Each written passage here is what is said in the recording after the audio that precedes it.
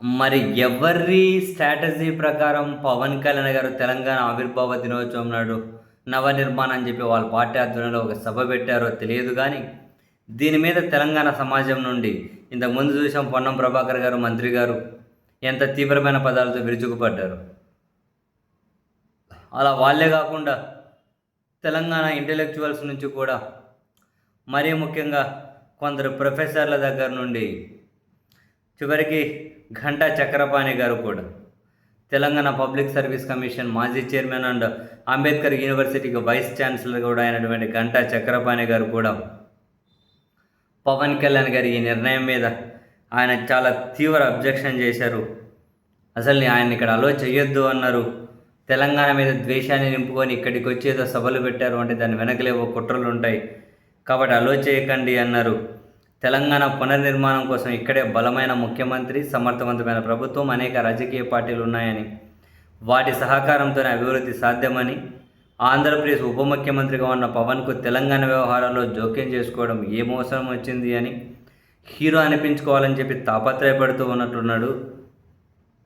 తెలంగాణ ఉద్యమకారుల ఆకాంక్షలను గౌరవించాలి, ఇతర రాష్ట్రాల నాయకులు ఇక్కడ వ్యవహారాల్లో జోక్యం చేసుకోకూడదని చెప్పి మేము హెచ్చరిస్తూ ఉన్నాం. ఏదైనా ఉంటే అక్కడ చేసుకోండి, ఇక్కడికి వచ్చి మీకేం పని అని చెప్పి.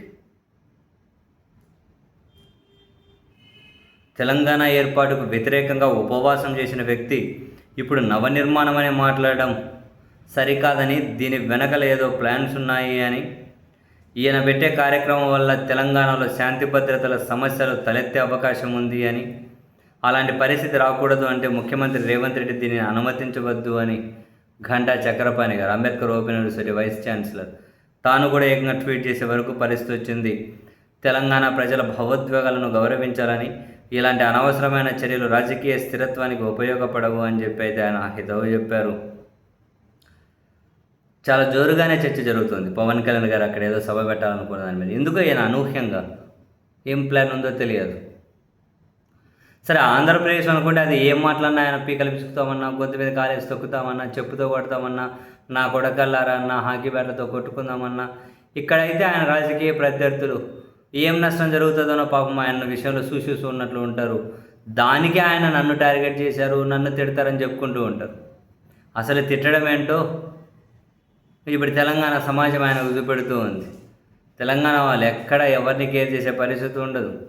ఆత్మగౌరవం విషయంలో అయినా వాళ్ళు తెలంగాణ ఆ వాదాన్ని ఆ వాదపు ఆకాంక్ష విషయంలోనైనా మరి ఇంకా పవన్ కళ్యాణ్ గారు లాంటి వాళ్ళని ఊరుకుంటారా?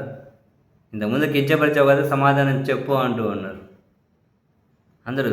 చెప్పాను కదా, ఘంటా చక్రపాణి గారు లాంటి వాళ్ళు కూడా ఈయన తెలంగాణకు రావడానికి అబ్జెక్ట్ చేస్తూ ఉన్నారు అంటే అక్కడ సమాజం ఈయన మీద ఎంత వ్యతిరేకత ఉందో మనం అర్థం చేసుకోవచ్చు.